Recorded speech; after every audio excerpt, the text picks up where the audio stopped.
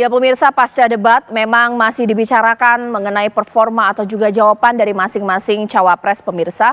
Tapi yang jadi pertanyaan sesuai dengan judul saya, ketika debat cawapres siapa yang paling populer, bahkan apakah ini juga akan memberikan sumbangan elektoral kepada mereka ketika mereka begitu luar biasa tampil di debat pemirsa. Mengingat debat ini memang masih panjang. Itu yang akan saya bahas di Apa Kabar Indonesia Malam. Di studio TV One ini sudah hadir narasumber saya mulai dari Mas Adi Praitno sebagai pengamat politik kita. Selamat malam Mas Adi Prai. Selamat malam Caca. Ya. Saya juga sudah bersama dengan ini dari Drone Emprit, Mbak Slovenoa Istiani, Mbak Ove ya? Ove, iya benar. Slovenia. Agak susah, Mbak Ove ya. Baik, Mbak Ove, selamat malam. Dan saya juga sudah bersama dengan Mas Pangeran Sia dari Koalisi Ganjar Mahfud. Selamat malam Mas Pangeran. Selamat malam Mbak. Ayo kita sapa pemirsa, ada dua narasumber. Mulai dari kubu Amin, di sini ada Pak Jumhur Hidayat. Selamat malam Pak Jumhur. Selamat malam. Ya. Selain itu dari kubu Prabowo Gibran sudah ada Bang Daniel Azhar. Selamat malam Bang Daniel. Selamat malam Caca, Assalamualaikum. Baik, saya ingin Bapak-Bapak mendengarkan analisis secara sosial media. Seberapa hot atau mungkin seberapa ramai dibicarakan dan apa hashtag yang kemudian paling trending topik di sini. Mbak Fe, bisa dijelaskan memang riuh sekali kah di sosial media pasca debat beberapa hari yang lalu ya Jumat sampai dengan hari ini, dan hashtag paling populer itu apa? Tentunya kemarin ini dari debat capres pun isu soal debat capres sampai sekarang juga masih top isu, apalagi kemarin debat cawapres. Sebelum debat cawapres pemanasannya juga sudah mulai menaikkan trending topik ya. Jadi untuk popularitasnya sendiri sini ada 3 capres ya. 3 capres itu tentunya kita tahu dua-duanya sama-sama membawa isu. Dan kemudian yang kita lihat di sini bahwa Capres nomor 2, Capres 02 ini dia memiliki expose yang paling tinggi di antara dua capres lainnya, yaitu Caimin dan Mahfud MD sendiri. Untuk tagar-tagarnya, kita bisa lihat di sini. Di sini ada banyak sekali tagar. Di tiap capres itu dia memiliki tagar dan keunggulan masing-masing ya. Untuk Muhaimin di sini ada selepetnomik untuk tagarnya yang ya. Lalu kemudian untuk Gibran sendiri ini dia ada tagar 02 melanjutkan. Dan untuk Pak Mahfud MD di sini ada Mahfud lebih baik. Oke. Dan tentunya ini cukup juga menjadi atensi publik ya, baik dari akun-akun pendukung masing-masing cawapres maupun juga dari publik secara umum. Mbak Fe, itu kan trending topik yang bisa kita katakan tanda kutip positif. Kalau trending topik atau hashtag yang negatif itu dari masing-masing cawapres itu apa? Saya mau langsung tanya ke mereka ini. Oke. Ya, contohnya mungkin nomor urut 1. Tentunya di sini teman-teman atau misalnya publik juga sempat diramaikan oleh akronim ya. Jadi kita tahu ada pro kontra soal SGIE yang cukup ramai, lalu kemudian untuk IKN sendiri dia juga menjadi sorotan. Ini IKN sebenarnya ada 2 sisi, jadi ada bahasan negatif dan juga bahasan positifnya. Kalau yang negatif untuk siapa lebih banyak? IKN ini ditujukan sebenarnya dua-dua ada 3-3 iya, karena kita lihat di sini kan pertarungannya juga selain publik juga ada akun-akun pendukungnya ya gitu. Jadi narasi IKN ini cukup banyak berhasil dibawa oleh 02 dan kemudian memang masih dikritisi oleh akun-akun pendukung dari 2 cawapres ini sendiri. Mungkin kita langsung tanya saja ke satu persatu ya. Saya ke Pak Jumhur. Kalau dibilang sentimen positif atau mungkin hashtag positif, itu saya tidak bertanya mengenai itu. Tapi ketika ada sebuah hashtag negatif terbentuk pasca Caimin melakukan debatnya di hari Jumat, mulai dari ada hashtag juga Caimin nggak jelas ya, bahkan juga tidak bisa menjawab SGIE. Jawabannya seperti apa Pak Jumhur? Ya, saya rasa publik yang dewasa mengerti bahwa ini bukan lomba hafalan, tapi lomba adu gagasan dan narasi. Hafalan itu pekerjaan anak SD lah gitu ya, dan banyak sekali yang kita sendiri semua mungkin nggak paham apa itu yang disingkat-singkat seperti itu. Jadi tidak juga pantas lah ya untuk sekedar menjatuhkan lawan debat dengan cara seperti itu. Jadi itu bukan adu gagasan, namanya cuma adu hafalan. Dan kita dari awal memang membangun narasi untuk bangsa ini bukan dengan hafalan tadi, tapi dengan gagasan. Gitu. Nah, karena itu diharapkan debat itu debat gagasan, dan Caimin justru atau Gus Muhaimin dia menawarkan satu konsep yang bagus ya tentang misalnya redistribusi atau distribusi aset tanah gitu ya, tanah-tanah supaya lebih produktif diberikan kepada masyarakat, bukan sekedar bagi-bagi sertifikat. Itu sebenarnya konsep yang luar biasa yang puluhan tahun nggak pernah jalan. Bagi-bagi sertifikat itu adalah kepada orang yang sudah memiliki tanah tapi belum bersertifikat, itu disertifikatkan. Tapi kalau reforma agraria itu adalah rakyat yang nggak punya tanah, yang tanahnya dikuasai segelintir orang, Baik. ya, yang sampai 5 juta hektar itu dibagikan atau diberikan kepada mereka supaya rakyat lebih makmur. Itu konsep gitu loh. Jadi kita menganggap itu bukan hal yang sangat serius, dan tidak boleh sebenarnya debat-debat seperti itu terjadi lagi. KPU saya rasa perlu lebih membuat perdebatan ini berkualitas, kira-kira seperti itu. Baik, ditahan dulu Pak Jumhur. Saya minta Bang Daniel boleh ditanggapi dong. Mengenai SGIE ini ada juga sentimen negatif kepada Caimin, tapi juga ada sentimen negatif kepada Gibran. Dianggap mencontek gaya ayahnya ini ketika debat. Pro kontra itu biasa ya, tapi yang paling penting adalah pertanyaan terkait dengan SGIE itu terkait dengan afirmasi. Pertama, afirmasi Pak Muhaimin atau Gus Muhaimin dan PKB, karena Gus Muhaimin dan PKB kami anggap merepresentasikan kelompok Islam. Beliau berlatar belakang dari kelompok Islam, partainya konstituennya sebagian besar adalah umat Islam, dan tentu sangat paham terkait dengan ekonomi syariah, dan afirmasi tentunya terhadap ekonomi syariah tentu harusnya tinggi. Nah, selain itu terkait dengan pertanyaan SGIE ini juga terkait dengan komitmen dari pasangan Pak Prabowo dan Mas Gibran. Kami itu berkomitmen ingin mendorong ekonomi syariah itu semakin masif dan besar di Indonesia. Pengembangan ekonomi berbasis ekonomi halal dan sebagainya itu ingin dikembangkan oleh Pak Prabowo dan Mas Gibran. Kenapa? Karena umat Islam di Indonesia itu jumlahnya sangat banyak, dan perkembangan ekonomi syariah itu menunjukkan perkembangan yang positif. Maka afirmasi negara terhadap ekonomi syariah itu harus lebih besar. Nah, itulah kenapa pertanyaan ini urgent dihadirkan supaya menjadi diskursus di debat Cawapres kemarin, dan kemudian bergeser menjadi diskursus publik, sehingga perhatian pemerintahan 2024-2029 nanti salah satunya adalah ekonomi syariah, terutama terkait dengan keberpihakan Pak Prabowo dan Mas Gibran. Begitu, Caca. Oke, sekarang saya ke Mas Pangeran. Selain itu juga disorot oleh sosial media adalah ketidakbisaan atau mungkin dianggap tidak to the point ya, Pak Mahfud menjawab mengenai carbon storage itu. Ini seperti apa? Itu bukan soal ketidakbisaan ya. Kita kan kalau melihat debat capres-cawapres itu, yang mau kita lihat kan adalah kerangka berpikir. Dan juga gagasan apa yang dimiliki oleh paslon capres dan cawapres. Ketika Prof. Mahfud mengatakan bahwa langkah untuk membuat regulasi itu dijelaskan ya step by step gitu. Bagaimana harus dimulai dari naskah akademik dulu sampai bisa berujung kepada regulasi, kepada undang-undang.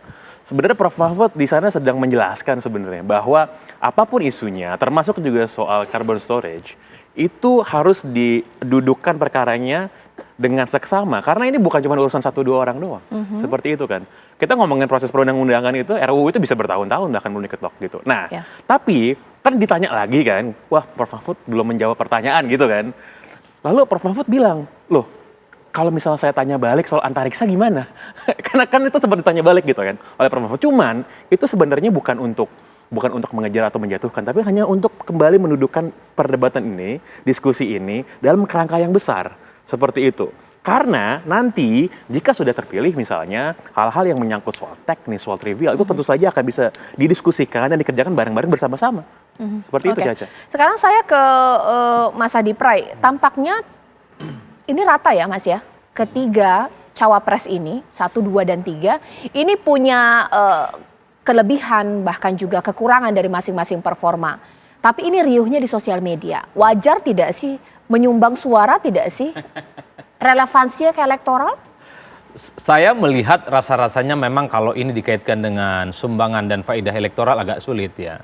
Karena memang di medsos itu adalah mereka yang sebenarnya sudah memiliki preferensi politik soal like or dislike terhadap calon.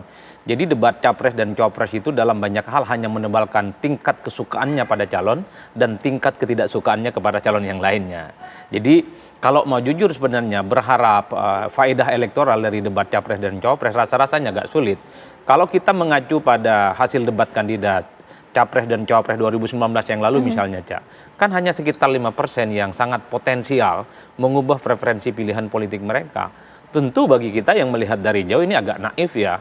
Pada saat yang bersamaan debat capres dan cawapres ini kan riuh rendah, tawuran opininya kan nggak bersudahan bahkan sampai saat ini. Tapi pada saat yang bersamaan sebagai sebuah suntikan tambahan elektabilitas ini tidak terlampau penting. Tentu kita perlu menganalisa lebih jauh ya apakah di 2024 sentimen debat capres dan cawapres ini akan mencoba untuk mengubah portofolio para pemilih kita yang dulu mungkin hanya berubah pilihan politiknya 5%, siapa tahu naik 5%, 6%, 7% dan seterusnya. Itu yang pertama ya. Yang kedua memang kalau kita bicara tentang dunia digital dan media sosial itu memang riuh rendah. Gibran yang satu hal dinilai sebagai sosok yang dinilai punya sentimen positif karena dinilai menguasai tema-tema ekonomi, middle income trap, soal price dumping, soal core border dan terusnya termasuk SGEI. Ini kok bacaannya Inggris apa ala Indonesia gitu itu ramai. Saya aja sampai Google waktu itu. Betul, tapi kan kita Apa pada saat yang definisinya? bersamaan kita tidak bisa menutup mata. Ada sentimen negatif misalnya soal strategi menaikkan pajak yang dikonotasikan dengan kebun binatang misalnya. Itu kan dianggap tidak terlampau baik. Kemudian misalnya sentimen tentang Solo yang dianggap sebagai satu-satunya wilayah yang selalu mendapatkan hujan deras APBN dan ya itu kan menjadi pembicaraan yang cukup luar biasa. Nah begitupun dengan Muhaimin Iskandar, selepet nomek misalnya ataupun pajak yang berkeadilan itu kan mendapatkan sentimen yang cukup positif. Meski pada saat yang bersamaan sentimen negatifnya misalnya Pak Muhaimin ini dinilai tidak terlampau mempersiapkan materi-materinya terkait dengan perdebatan terkait dengan ekonomi. Pak Mahfud sama. Pak Mahfud itu kan dipuji karena ini bukan bidang dan keahlian Pak Mahfud, tapi dalam banyak hal mampu menjelaskan tema-tema ekonomi itu melalui perspektif hukum, bahwa persoalan ekonomi, persoalan investasi ini selesai kalau penegakan hukum aman dan kemudian soal korupsi itu ditegakkan seadil-adilnya. Meski pada saat yang bersamaan kita juga melihat Pak Mahfud misalnya dinilai tidak bisa menjawab soal carbon storage ataupun carbon capture itu ya, yang menurut Pak Mahfud dijawab pakai regulasi, ataupun misalnya Pak Mahfud ini kan dinilai sebagai sosok yang mempertahankan gaya politik generasi lama atau teori model klasik di mana pendekatan soal ekonomi itu bertumpu pada supremasi hukum ataupun pada pemberantasan korupsi. Oleh karena itu, kalau kita lihat secara umum memang ada sentimen positif dan negatifnya. Inilah yang saya kira saya selalu mengatakan agak susah bagi saya melihat siapa yang terbaik dan terburuk dalam debat capres dan cawapres hanya dengan waktu semenit, 2 menit, 3 menit, 4 menit. Kemudian kita mensimplifikasi bahwa Gibran lah terbaik, bahwa Mahfud lah terbaik, bahwa Muhaimin lah terbaik. Bagi saya harus dilihat keseluruhan bahwa capres ini sebenarnya memiliki rekam jejak, memiliki portofolio, memiliki begitu banyak forum-forum yang mereka bisa berinteraksi langsung dengan rakyat. Bagi saya KPU ini kan hanya sebatas menggugurkan kewajiban undang-undang 5 kali debat, dan bagi saya ini juga bukan menjadi ukuran bahwa dialah yang terbaik ataupun yang terburuk. Kalau mau melihat yang terbaik dan terburuk, lihatlah siapa sebenarnya calon-calon ini yang sering berdialog dan berinteraksi dengan mahasiswa, dengan masyarakat, dengan buruh, dengan petani. Dan pertanyaan-pertanyaannya itu tidak disiapkan oleh panelis, tidak disiapkan oleh mereka yang tidak paham terkait dengan situasi. Saya selalu ngomong ya, kalau bisa debat KPU itu panelisnya adalah mereka yang memiliki pengalaman dan dampak langsung, misalnya soal pertambangan ataupun isu lingkungan hidup. Panelisnya adalah mereka yang terkena dampak lingkungan hidup ataupun pertambangan itu, supaya mereka paham. Mas Adi Pray, ditahan dulu. Pemirsa, debat itu kan hari Jumat. nanti kita akan cek apakah hashtag-hashtag itu masih ada. Sebenarnya memang itu dibuat oleh masyarakat karena kan ada jeda beberapa hari. Atau jangan-jangan ini diproduksi untuk menjatuhkan pihak lawan, pemirsa, dijadikan senjata. Karena debatnya sudah usai tapi terus diproduksi, pemirsa. Sesaat lagi. Saya sangat tertarik tentang IKN dan itu bagus. Harus kita laksanakan sebagai warisan dari Pak Jokowi. Tapi tadi saya tergelitik. Anggaran untuk IKN itu hanya 20% dari APBN dan sisanya dari investor. Sejauh yang kita baca, sampai sekarang belum ada satupun investor yang masuk ke sana. Coba kalau ada sebutkan misalnya 2 atau 1 gitu, investor mana yang sudah masuk ke sana. Yang saya dengar justru ada ratusan ribu hektar tanah sudah dikuasai oleh pengusaha-pengusaha tertentu sekarang ini. Nah, saya setuju ke depannya itu agar mengundang investor, IKN harus diteruskan tetapi pendanaannya harus sesuai dengan tujuan semula, bahwa itu sebenarnya mengundang investor. Tapi sekarang ini yang sudah jadi itu semuanya dari APBN. Sehingga memang diperlukan langkah-langkah perbaikan agar warisan baik Presiden Jokowi ini bisa kita lanjutkan. Terima kasih. Saya setuju bahwa yang paling penting bukan soal infrastruktur dulu atau SDM dulu. Yang paling penting dari ini adalah kemampuan membaca skala prioritas. Seluruh proyek-proyek besar yang ambisius, ini IKN sebagai salah satu contoh saja, itu kalau hanya mengandalkan APBN hampir 500 triliun. Padahal 1% saja dari 400 sekian triliun itu untuk bangun jalan seluruh Kalimantan beres, membangun seluruh kota-kota di Kalimantan beres. Dan yang paling penting infrastruktur yang untuk SDM 3% aja dari seluruh anggaran IKN itu bisa membangun sekolah dengan baik di seluruh Kalimantan. Itu contoh kemampuan mengambil skala prioritas. Oleh karena itu skala prioritas. Gus Muhaimin dulu. Saya ingat sekali Gus Muhaimin dulu sempat ikut meresmikan dan potong tumpeng di IKN. Ini gimana? Ini nggak konsisten. Dulu dukung, sekarang nggak dukung karena menjadi wakilnya Pak Anies yang mengusung tema perubahan. Sekali lagi Gus, mohon maaf, IKN ini bukan hanya membangun bangunan pemerintah, tapi juga sebagai simbol pemerataan pembangunan di Indonesia, sebagai simbol transformasi pembangunan di Indonesia. Dan untuk menanggapi Prof. Mahfud, Prof, mungkin nanti setelah pulang dari debat bisa di Google, sudah banyak yang masuk. Mayapada, Agung Sedayu. Dan nanti akan tambah lagi mungkin setelah Pilpres, karena mereka akan pasti akan wait and see, melihat stabilitas politik di Indonesia. Terima kasih Prof. Kalau nonton debat Jumat kemarin seperti pertandingan sepak bola, ada yang menyerang, ada yang bertahan, tapi sama-sama rata. Ada porsi mereka menyerang, ada porsi mereka kemudian bertahan dengan jawabannya. Sekarang saya tanya lagi kepada Mbak Fe. Mbak Fe, apalagi nih hashtag negatif yang ditujukan untuk masing-masing cawapres? Oke, untuk cawapres 01. nomor 1 nih, ini ada hashtag menarik ya. Jadi ini beberapa hashtag yang muncul yaitu hanya pintar beretorika di sini. Untuk cawapres nomor 2, ini cukup menarik juga dan cukup eye-catching juga, yaitu Gibran cawapres Agung Sedayu. Ya. Lalu untuk cawapres nomor 03 yaitu Prof Mahfud ini ada juga dia tagar diplomat titipan partai. Waduh, banyak tapi hashtag ini. Lumayan. Oke, sekarang saya langsung tanyakan saja ke masing-masing. Mungkin saya kembali sekarang supaya rata ini ya ke Mas Pangeran dulu. Diplomat titipan partai, ini kalau terus diproduksi atau ada hashtagnya, ini kan bahaya untuk Pak Mahfud. Saya rasa malah tidak ya, kami tidak merasa itu sebagai sebuah hal yang negatif justru. Kenapa? Karena Pak Mahfud berani untuk mengatakan sesuatu yang mungkin gak banyak orang berani bilang, bahwa kan yang dikedepankan adalah soal meritokrasi. Pak Mahfud dengan lantang mengatakan bahwa diplomat Indonesia ini, dubes-dubes ini bukan hanya untuk berdiplomasi secara politik, tapi juga secara ekonomi. Itu kan karena kita lagi ngomongin bagaimana merangsang pertumbuhan ekonomi. Nah di situ Pak Mahfud sebagai seorang pendekar hukum, sebagai seorang pendekar etik, beliau itu mendudukan perkara bahwa banyak sekali masalah itu di Indonesia, pangkalnya itu adalah masalah soal penegakan hukum yang tidak jelas, gitu, masalah soal kepastian hukum. Nah, jadi kalau misalnya Mbak Caca tadi bilang, apakah kalau ada yang ngomongin Pak Mahfud diidentikan dengan hashtag diplomat titipan, buat kami itu justru sesuatu yang sangat-sangat positif. Kenapa? Oh gitu, diuntungkan gitu ya?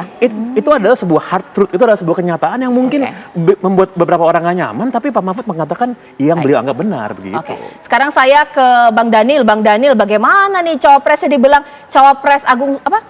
Cawapres Agung Sedayu. Agung Sedayu. Sampai nggak sanggup saya ngomong. Bang Daniel, jawab dong. Mbak, kan sejak awal saya sampaikan bahkan sebelum Mas Gibran hadir di forum debat, Mas Gibran itu banyak disematkan, dinisbahkan dengan berbagai julukan. Bahkan misalnya politisi pendukung 3 menyebut Mas Gibran Samsul, misalnya. Ada yang menyebutkan asam sayur, macam-macam istilah-istilah itu yang dialamatkan ke Mas Gibran, kemudian dinyinyiri, diremehkan, dihina begitu. Dan ternyata hinaan, nyinyiran dan julukan-julukan yang bersifat mengejek dan merendahkan itu dijawab oleh Mas Gibran dengan pembuktian. Kenapa? Saya sudah berulang kali menyebutkan, karena inilah yang disebut dengan underdog mentality. Dan ini bisa dicontoh oleh seluruh anak muda di Indonesia. Jangan kalah dengan bulian, jangan kalah dengan nyinyiran, jangan kalah ketika kita dianggap remeh, jangan kalah ketika kita dihina-dina. Ini momentumnya bangkit dan buktikan kita mampu. Dan itu yang dilakukan Mas Gibran. Jadi dalam pendekatan ini saya sering menggunakan istilah ini yang disebut dengan creative destruction. Ketika kita diledek, ketika kita dihina, lakukan saja pembuktian. Dan Mas Gibran memberikan pembelajaran yang positif itu kepada publik Indonesia. Oke, sekarang saya ke Pak Jumhur. Pak Jumhur, bagaimana nih cawapresnya disebut pintar beretorika ini? Itu yang paling banyak hashtag untuk Caimin. Ya, jadi kita juga harus mengedukasi rakyat kita ya, bahwa negara ini juga dibangunnya kan resminya dengan kata-kata, namanya proklamasi. Ya, kemudian ada UUD 45 pembukaan, itu semuanya kata-kata, itu visi itu dengan kata-kata. Nah, itu yang penting bagi seorang pemimpin pada level presiden. Dia harus tahu dengan narasi apa yang dia akan lakukan untuk menggiring bangsa. Tapi yang paling penting dalam berkata-kata itu tidak boleh berbohong. Pemimpin itu tidak boleh berbohong. Pemimpin salah boleh, tapi berbohong tidak boleh. Nah, jadi debat ini juga harus jangan sampai ada lagi kata-kata yang bohong gitu. Misalnya wisatawan ke Jogja lebih sedikit daripada ke Solo. Jumlahnya padahal 1,6 juta di waktu Lebaran dan hanya 650.000 di waktu Lebaran di Solo. Dalam 1 tahun sekitar 4 juta ke Jogja, tapi ke Solo hanya sekitar 2,5 juta misalnya. Itu kan angka yang tidak boleh diputar-putar gitu loh. Nah, demi meyakinkan mungkin ada 100 juta penonton, itu maaf ya, kalau itu kesalahan, ketidakmengertian atau tidak bisa membaca data, saya ampuni. Tapi kalau itu niatnya memang ingin sekedar memastikan bahwa ada keberhasilan sehingga pemirsa kagum, saya rasa itu berbohong dan itu adalah satu tindakan tercela dan pemimpin kita tidak boleh berbohong. Dan debat ini KPU wanti-wanti tidak boleh berbohong. Kira-kira seperti itu. Mas Adi Pray, namanya tim ses, mereka pasti akan positif menanggapi hashtag negatif ini. Tapi sebentar, kalau ini terus-terus dialamatkan kepada cawapres, bukankah nanti terbentuk image yang sama?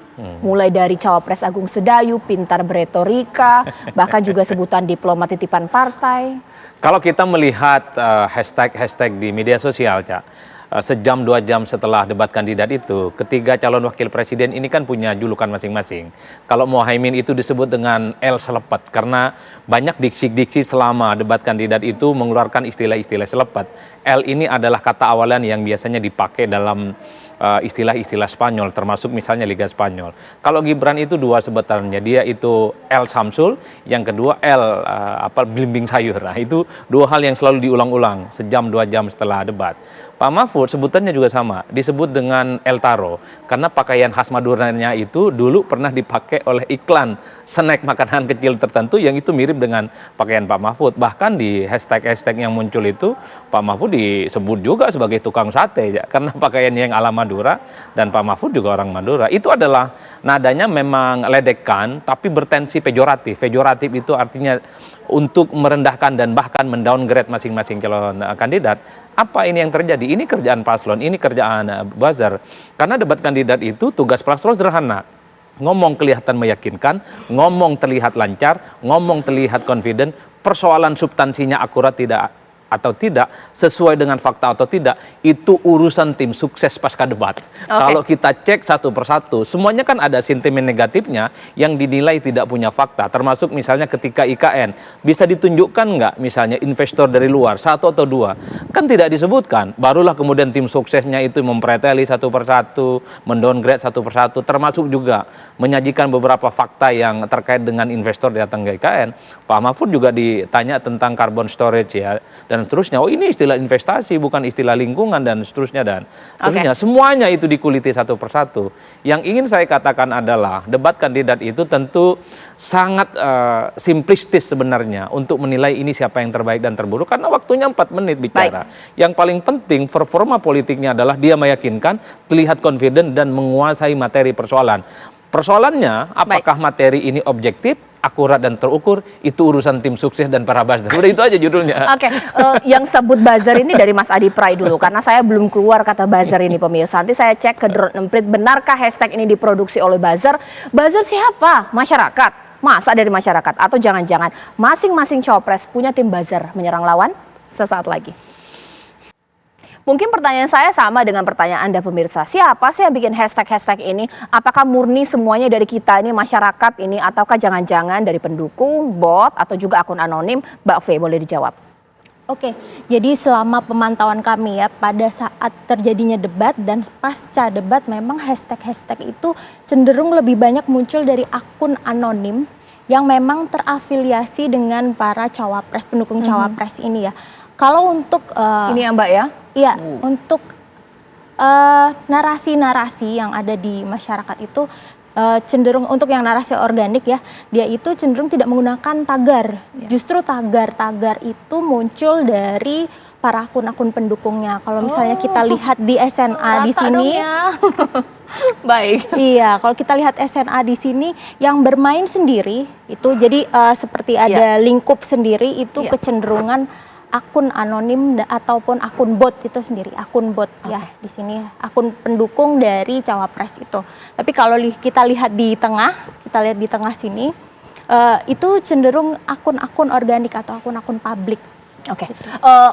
Mungkin analisis pribadi atau subjektif dari seorang Adi Praitno, realitas politik kekinian sekarang, mungkin nggak sih kalau masing-masing cawapres tidak punya tim, underbow tim yang punya akun-akun anonim yang menyerang balik juga serangan-serangan ini. Jadi masing-masing sama lah strateginya. Bagaimana Mas Adi Pray? Singkat saja. Kalau kita melihat kecenderungan percakapan dan tawuran opini publik di media sosial, rasa-rasanya mereka ini punya akun-akun yang disebut dengan anonim, bahkan sering juga disebut dengan akun-akun yang berkonotasi seperti buzzer ya, mendengungkan capres dan cawapres yang bernada positif, tapi pada saat yang bersamaan dia mendowngrade kandidat-kandidat lawan. Dan itu rata dimiliki oleh semua calon. Dari masing-masing pasangan calon. Saya tanya kepada Pak Jumhur, bagaimana itu kalau analisis dari Mas Adi Pray seperti itu Pak Jumhur? Ya, kita nggak tahu kalau yang negatif statement ya, tapi yang positif statement itu memang diproduksi. Jadi misalnya apa yang dinyatakan oleh Pak Muhaimin yang itu bagus dikutip, ya, kemudian kita besarkan, kita viralkan, itu iya. Tapi kalau yang negatif statement kita nggak tahu siapa yang melakukan itu, dan kita memang dari awal kampanye kita kampanye positif, kira-kira seperti itulah. Jadi kalau pendukung bisa banyak banget kan, kita nggak, tapi kita tidak memproduksi sendiri. Yang negatif statement kita nggak memproduksi sendiri. Bang Daniel seperti apa?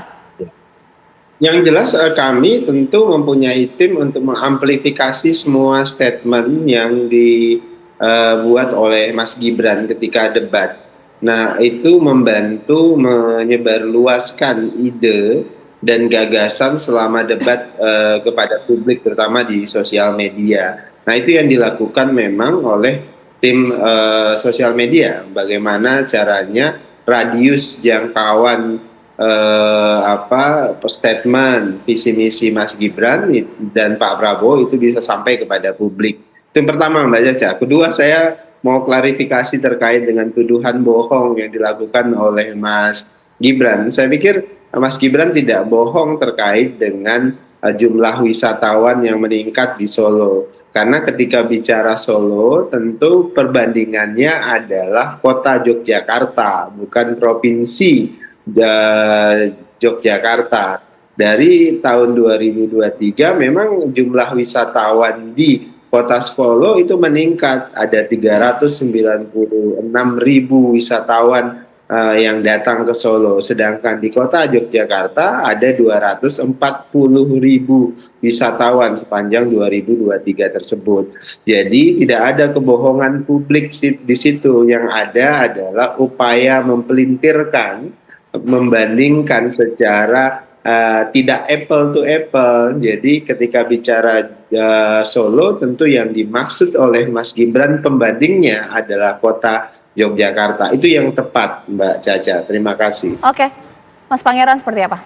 Ya, sebenarnya strategi dari kami sebagai tim pemenangan itu sebenarnya mirip-mirip dengan apa yang ditampilkan oleh Prof. Mahfud dan juga Mas Ganjar dalam 2 debat. Di mana bagi kami dan bagi Mas Ganjar dan juga Prof. Mahfud, audiens ketika berdebat itu adalah masyarakat Indonesia, bukan orang ada di sebelahnya gitu. Jadi kita fokus dengan apa yang ingin kita sampaikan kepada rakyat, gagasan kita apa, program kita apa, dan demikian juga dengan apa yang dilakukan sebenarnya secara aktivitas kita di media sosial. Namun barisan pendukung kami itu kan, Ganjar Mahfud itu kan tersebar banyak dan luas, dan tidak semuanya berada di dalam tim yang terkoordinasi. Jadi jikalau memang ada barisan pendukung kami, pendukung Ganjar Mahfud yang melakukan inisiatif, ya, mengambil kegiatan atau keputusan bikin strategi sendiri, ya, termasuk tadi sempat disinggung oleh Mbak Ove, itu berada di luar dari apa yang kami strategikan. Tapi itu inisiatif yang datang dari pendukung kami yang memiliki keberanian yang luar biasa. Iya, nggak akan ada lah yang mau ngaku bahwa punya tim buzzer untuk menyerang secara negatif. Intinya seperti itu, pemirsa. Oke, nanti saat lagi saya berusaha untuk membumikan dialog kita. Mengingat pembicaraan sosial media itu kan ada di awang-awang. Pertanyaannya ketika populer di sosial media, di rakyat jelata seperti apa? Peduli nggak sih mereka dengan sentimen negatif seperti ini? Sesaat lagi di Apa Kabar Indonesia Malam. Sekarang saya ke Mbak V, ketika mereka populer dibicarakan di sosial media, artinya mereka populer juga tidak di masyarakat? Atau jangan-jangan sosial media ini segmented, hashtag-hashtag ini segmented, seperti apa Mbak? Iya, tentunya seperti itu. Jadi tiap platform sosial media ini dia punya penggunanya sendiri, baik dari demografinya ataupun misalnya ada di wilayah mana. Kemudian kalau kita lihat Twitter, karena ini bicara soal hashtag tadi, Twitter ini cenderung ke kelompok Gen Z katakanlah, kemudian milenial, dan memang orang-orang yang paham tentang isu-isu terkini gitu, isu-isu politik ataupun misalnya tentang isu pelanggaran HAM dan sebagainya, itu lingkungan dan lain-lain. Jadi karakter pengguna Twitter ini di sini dia lebih kritis, seperti itu.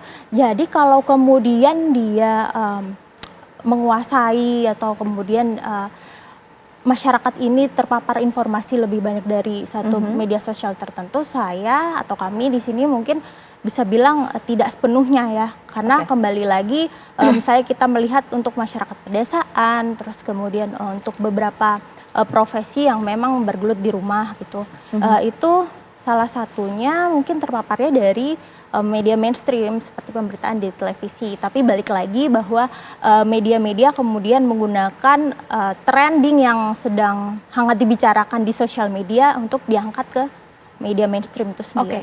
Kalau memang tidak terlalu pengaruh secara keseluruhan, Mas Adi Pray, kalau dari sisi psikologi, ibaratnya waduh nggak achieve nih, kurang puas ini, kurang bagus ini di debat, untuk masing-masing cawapres, ada tidak sih pengaruhnya? Kan media sosial itu kan tujuannya satu, untuk mendapatkan apa yang disebut dengan bandwagon effect. Jadi semakin sering dan semakin banyak diperbincangkan di media sosial, ada harapan dia akan menjadi trendsetter yang akan diikuti oleh begitu banyak para follower dan pendukungnya. Kalau Gibran yang sering dibicarakan, Mahfud yang sering dibicarakan, kemudian Muhaimin yang sering dibicarakan, tensinya positif, ada harapan dan ada keyakinan bahwa mereka lah yang akan kemudian memenuhi ruang publik, bahkan menghegemoni pembicaraan di media sosial dan di kalangan netizen. Tapi satu hal publik yang lupa Caca, bahwa sumber informasi politik yang dimiliki oleh pemilih kita secara umum itu masih menggunakan variabel media mainstream seperti TV. Ada sekitar 47% masyarakat yang mengaku sumber informasi politik mereka itu dapatkan dari TV. Media sosial itu hanya 16% masyarakat yang mengatakan mereka menjadikan medsos, apapun itu medsosnya, untuk mencari informasi politik, ya 16%. Kalau di breakdown 16% itu yang paling banyak adalah mereka yang punya Facebook. 77% masyarakat punya Facebook, sisanya nggak punya. Nah, yang ramai kan sebenarnya di Twitter. Kalau kita tanya kepada pemilih, ini survei 4 bulan yang lalu ya, yang merasa dan mengaku punya Twitter itu hanya sekitar 9% dari total pemilih kita di Indonesia. Dan mereka kenapa ramai dan gaduh? Karena rata-rata mereka ini adalah opinion maker, mereka itu ketum partai, anggota dewan, aktivis, pegiat pemilu, dan seterusnya, dan seterusnya. Karena ini opinion maker, sekalipun jumlahnya kecil, tapi dia bisa menyebar, memenuhi skup-skup politik yang kemudian dia selalu menjadi perbincangan yang cukup ramai. Bahkan IG, ya, itu kalau mau kita cek secara umum, hanya sekitar 38% masyarakat yang merasa punya IG, selebihnya nggak punya. IG itu terbelah, satu untuk hiburan, yang kedua adalah untuk politik. Sekarang saya ke Bang Daniel. Bang Daniel, ketika populer dalam tanda kutip negatif ya pasca debat, cawapresnya Bang Daniel ini terpengaruh tidak? Disebut cawapres hafalan lah, seperti apa?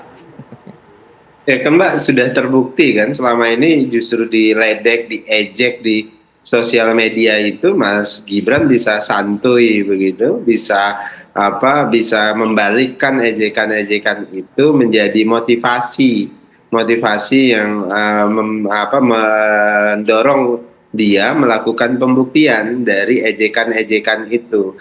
Ya, tadi saya gunakan istilah creative destruction. Jadi ejekan, kemudian hal-hal yang sifatnya negatif disengaja diproduksi oleh pihak-pihak tertentu, itu bisa kemudian menjadi alat konstruktif menyampaikan pesan kita terkait dengan programnya Prabowo Gibran. Misalnya contoh ejekan karena Mas Gibran melakukan slip of tongue terkait dengan asam folat yang kemudian beliau salah menyebutnya asam sulfat. Kemudian muncul ejekan Samsul misalnya. Tapi kemudian oleh Mas Gibran justru dibalikkan, oh iya saya Samsul, kemudian gembira saya ingin lakukan pembuktian, oh iya saya belimbing sayur itu punya manfaat yang luar biasa, menyehatkan dan sebagainya.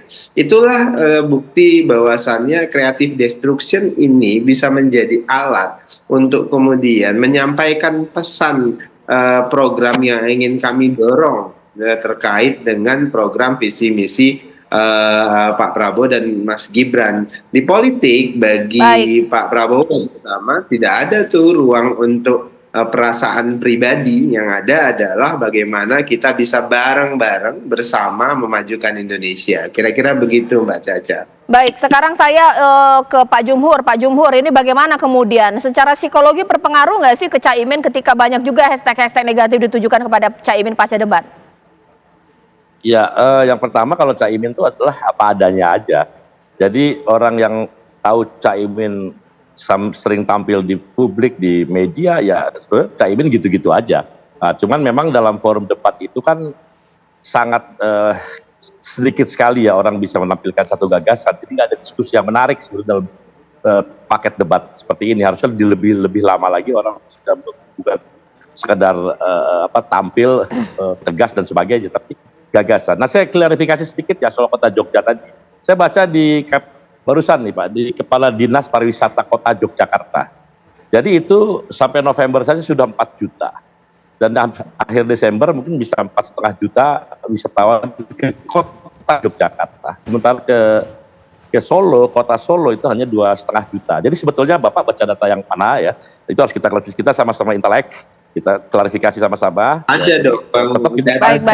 Data Iya, iya. saya jelas, Iya. Bang Jumhur. Cukup. Jadi coba Pak. lihat di Iya, iya. statistik Saya dari wisata. Boleh lah Japrian Siapa? nanti Pak Jumhur, Bang Iya. Daniel agak di luar konteks. Kota Sekarang Solo saya ya. 390. Ya Bang Daniel, Pak Jumhur ya. Siap. Oke, sekarang ya, boleh Bapak-bapak nanti Japrian aja ya. Datanya siapa yang paling akurat. Sekarang saya ke Mas Pangeran Sehat. Ini bagaimana? Pak Prof Mahfud juga pasti ada beberapa hal yang sentimen negatif juga pasca debat seperti apa? Enggak, tadi saya mau komentar, saya mau ngutip Mas Ganjar di debat capres. Saya jadi nggak enak ini. Oke, gini, kalau tadi Mbak Caca bilang debat ada cawapres itu kayak pertandingan bola. Kalau saya bilang itu kayak pertandingan tenis meja sebenarnya. Kenapa? Awal tuh bola pukulan masih lurus-lurus kan. Ya. Lama-lama tuh backspin sama topspin belok-belok pertanyaannya kan. Nah, tapi Pak Mahfud ini orang yang suka tenis meja memang. Dan sudah punya jam terbang dan pengalaman menghadapi bagaimana nih yang spin-spin itu bisa dihadapi dengan baik gitu. Jadi apakah ini masuk ke dalam psikologi mengganggu Pak Mahfud? Sama sekali enggak. Justru menjadi sebuah gizi, menjadi sebuah tambahan nutrisi pengetahuan yang baik. Dan pada kesempatan kali ini saya juga mau bilang sih sebenarnya satu hal yang selalu ditanyakan kepada kami adalah sebenarnya mau melanjutkan atau tidak sih Pak Jokowi. Pada kesempatan kali ini saya mau bilang, mengambil contoh IKN misalnya. IKN itu dicita-citakan oleh Bung Karno, diwujudkan oleh Pak Jokowi, akan dilanjutkan oleh yang namanya Ganjar Pranowo. Gitu. Oke, singkat saja terakhir mungkin tips dari Drone Emprit. Ketika debat ini panas, pasca debat pun masih panas, sampai nanti 7 Januari kita debat lagi pasti akan terus panas. Ketika masyarakat ingin mendapat informasi mengenai sosok cawapres atau juga capres, sosial media ini menjadi ranah yang tepat atau tidak? Atau jangan-jangan, oh bentar dulu, ini karena kemudian ini umbar kejelekan, keburukan, saling serang menyerang seperti apa? Tentunya untuk sosial media ini kita harus bijak-bijak menyaring informasi ya. Oke. Untuk opini tentu bisa kita tampung yang baik, kemudian kita filter yang memang dirasa itu cukup provokatif seperti itu. Jadi kembali lagi ke masyarakat untuk menilai, baik itu penilaian secara objektif maupun subjektif kita lihat dan kemudian kita telusuri kebenarannya baik dari pemberitaan media sosial yang mungkin resmi ya, akun-akun media ataupun pemberitaan media mainstream dan juga kita telusuri juga latar belakangnya. Latar belakang ini yang dimaksud adalah rekam jejak dari para capres-cawapresnya itu sendiri. Kalau Mas Adi Pray seperti apa? Bolehkah debat dan juga popularitas di sosial media hanya jadi indikator? Atau jangan-jangan cek juga lah kalau kampanye kemana aja, program-programnya di dunia nyata seperti apa Mas Adi Pray? Kalau mau jujur sebenarnya popularitas 3 cawapres kemarin di media sosial itu kan mentereng. Mahfud kita tahu Rata adalah semuanya ya? Iya, kalau di Twitter misalnya Mahfud siapa yang nggak kenal, kan memang suka berkelahi dengan siapapun bertanya tentang demokrasi, tentang HAM dan termasuk tentang korupsi. Mas Gibran Rakabuming Raka begitupun menurut saya cukup luar biasa.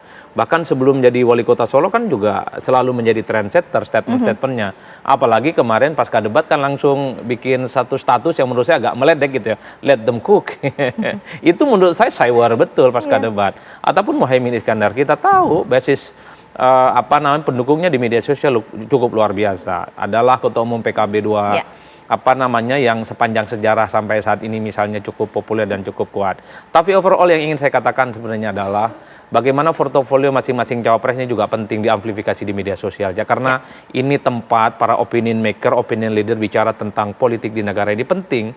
Kalangan-kalangan elit kelas menengah ini kan menjadikan Twitter sebagai tempat untuk menyampaikan gagasan antara kritik kemudian memuji dan seterusnya. Tapi kunci di Twitter kan cuma 2. Pilihannya kalau nggak putih ya hitam. Kalau nggak hitam ya putih. Kalau di tengah-tengah agak nggak kurang populer.